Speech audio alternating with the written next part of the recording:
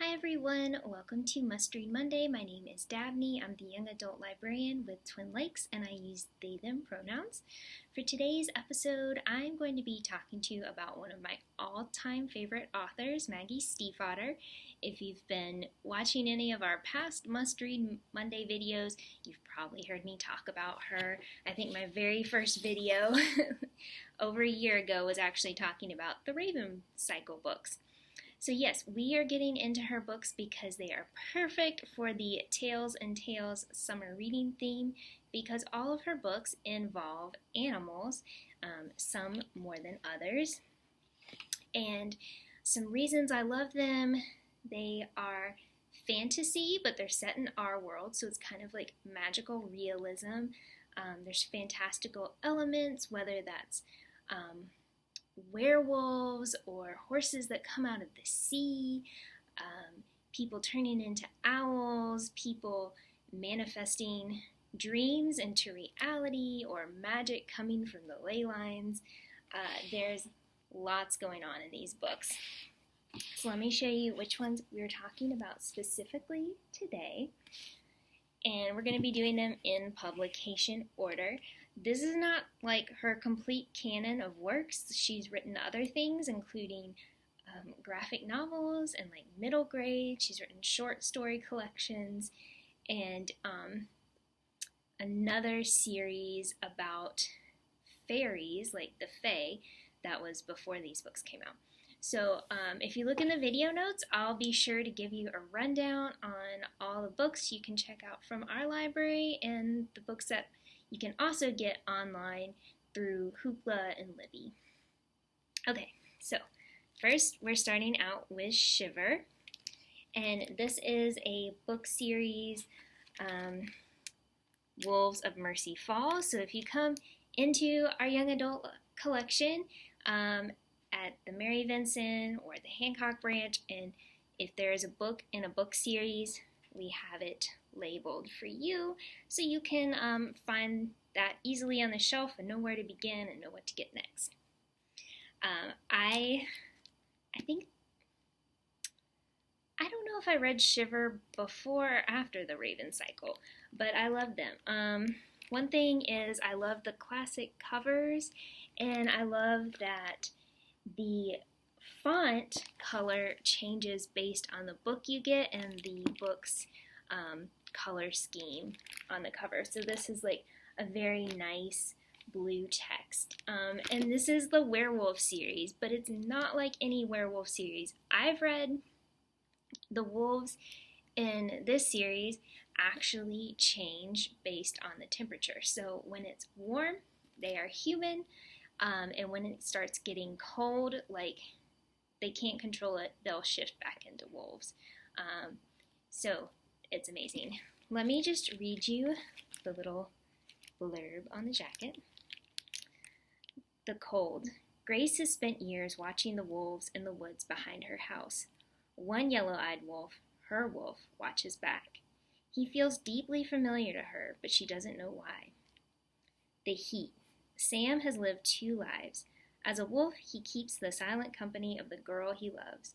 And then, for a short time each year, he is human, never daring to talk to Grace until now. The Shiver. For Grace and Sam, love has always been kept at a distance. But once it's spoken, it cannot be denied. Sam must fight to stay human, and Grace must fight to keep him, even if it means taking on the scars of the past, the fragility of the present, and the impossibility of the future. So, oh my goodness, this series is just beautiful. It's about werewolves, but it's also about love and family and trying to find your place in the world. There's a lot of found family aspects, especially within like the werewolf community. That's really cool. So I greatly enjoy this series. I really want to either reread it or listen to the audiobooks again because it's been a while for me. So it's 3 books, and then there's a 4th book called Sinner that follows a couple characters introduced in the series when they go to LA, and it's also very cool. Okay, up next we have a standalone the Scorpio Races. This one is just so cool. And I love that, like, with her books, specific dates are referenced, so people kind of like, on Tumblr or Twitter or whatever, social media, Instagram, when different times of the year roll around, people in that book fandom will be like, oh, it's Scorpio Races series. So this one, November, it starts out, the first line is, "It is the first day of November, and so today someone will die." So that's when, in November, the horses come out of the sea. So let me read you the back. "Some race to win, others race to survive. It happens at the start of every November, the Scorpio Races. Riders attempt to keep hold of their water horses long enough to make it to the finish line. Some riders live, others die. At age 19, Sean Kendrick is the returning champion. He is a young man of few words, and if he has any fears, he keeps them buried deep, where no one else can see them. Puck Connolly is different. She never meant to ride in the Scorpio Races, but fate hasn't given her much of a choice, so she enters the competition, the first girl ever to do so. She is in no way prepared for what is going to happen." This is just, it's been a long time since I read this, but it's very original, very cool. It's set on an island in the ocean, not really specified where. It feels very, it kind of feels sort of like British Isles. I got that vibe from it. And you've got like this community of people who live on the island year round, and it's kind of like rural, small town. And then in November, the water horses come out of the sea, and this is like the only place in the world that this happens. People, come from all over to witness this and to witness the races. So you've got kind of that clash between like the insular, like island life, and then the outsiders coming. And yeah, it's about, all kinds of different struggles, like the struggle to survive, the struggle to win. It's also about love. Spoilers, love stories. And horses, all about the horses. So yes, Tails and Tails, you've got magical water horses who might eat you, or they might bring you to the finish line, just depends. And then you've got the Shiver series, werewolves. And then you've got the Raven cycle. So this is the first book, The Raven Boys. And if you're like, why doesn't this book have any stickers on it? This is like my own personal book that I brought in. And yeah, so ravens are the animal that's most reoccurring during this series. There's others, of course. One of the characters spends a lot of time on a farm and in nature. All the characters really spend time in nature, in the forest, which I love. I'm all about being out in the woods and in the natural world. So, of course, this really appealed to me. And it's set in Virginia, so that's cool, like rural, mountain area, Virginia. And if you like read it, you can kind of do context clues to try and figure out exactly where this is set. Okay, so I'm going to read you the summary real quick.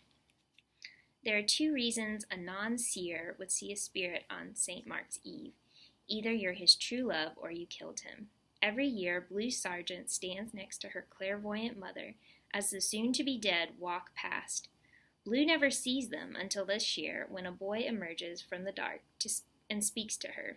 His name is Gansey, and he's a rich student at Aglenby, the local private school. Blue has a policy of staying away from Aglenby boys. Known as Raven boys, they can only mean trouble. But Blue is drawn to Gansey in a way she can't entirely explain. He is on a quest that has encompassed 3 other Raven boys: Adam, the scholarship student who resents the privilege around him; Ronan, the fierce soul whose emotions range from anger to despair; and Noah, the taciturn watcher who notices many things but says very little. For as long as she can remember, Blue has been warned that she will cause her true love to die. She doesn't believe in true love and never thought this would be a problem. But as her life becomes caught up in the strange and sinister world of the Raven Boys, she's not so sure anymore. Yes, okay, so this is a 4-book series. It is, I would say, my favorite book series of all time. I've read it a lot. I've reread it a lot of times. I listen to the audiobooks almost every year. I love everything about it. I love the friendship, the magic, the romances that gradually evolve, because this is 4 books. So if you start book 1 and you're like, where is this romance, Dabney? You need to just be patient, stay buckled in.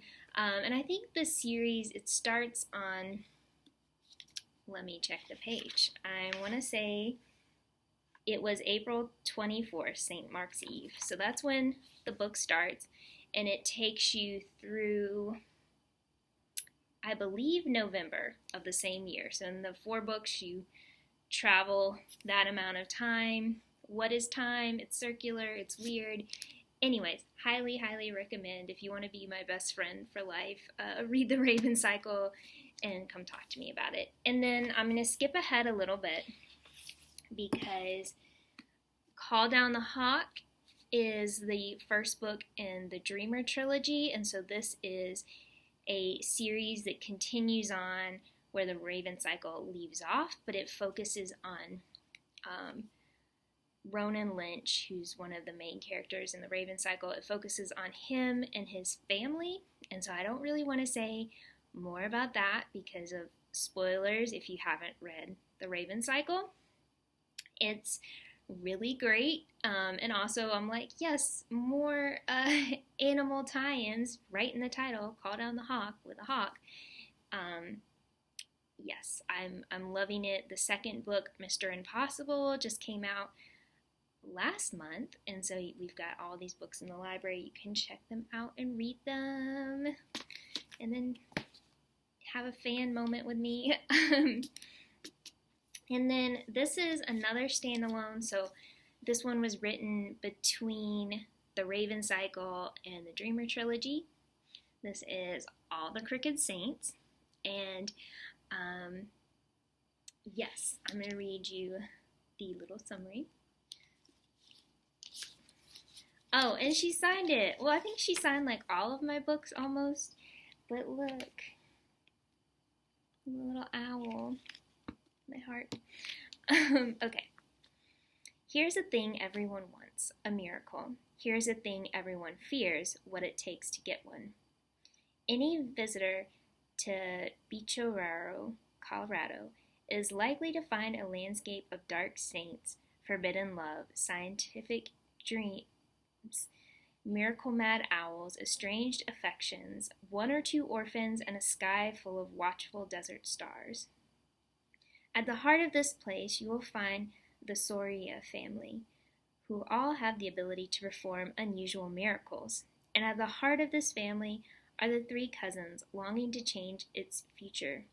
Beatrice, the girl without feelings, who only wants to be free to examine her thoughts. Danielle, the saint of Bichoraro, who performs miracles for everyone but himself. And Joaquin, who spends his nights running a renegade radio station under the name Diablo Diablo. They are all looking for a miracle, but the miracles of Bichoraro are never quite what you expect. And yes, it said at the bottom, she gives us the extraordinary story of an extraordinary family, a masterful tale of love, fear, darkness, and redemption. So good. This one, it's also been, it's been an age since I've read it, but I need to reread this one or listen to the audiobook, because I've forgotten a lot of what happens, except that it is just this really cool setting, kind of Colorado, but deserty, and owls are very important in this book, and I'm not gonna really tell you why. And the miracles are just, yeah, they're amazing. So yeah, they're all good. You really cannot go wrong with any Maggie Stiefvater books. So highly recommend. There's also a middle grades books, Pip Bartlett, and it's all about magical creatures. And I believe I need to double check because I'm like, I know Maggie Stiefvater does the illustrations for it. Let me just check real fast. Pip Bartlett's Guide to Magical Creatures. And okay, so the book is by Jackson Pierce, and then Maggie Stiefvater does the illustrations. So that one, like I said, it's younger readers, but I just think it's adorable. Okay, wait, I keep messing up. They both wrote it, and then she did the illustrations. Okay, we're getting there. So yeah, again, I will have more information in the video notes about where you can find these books, but you can definitely find all the ones I talked about here in our young adult collection. So yeah, thank you for tuning in, and we will see you next time. Bye!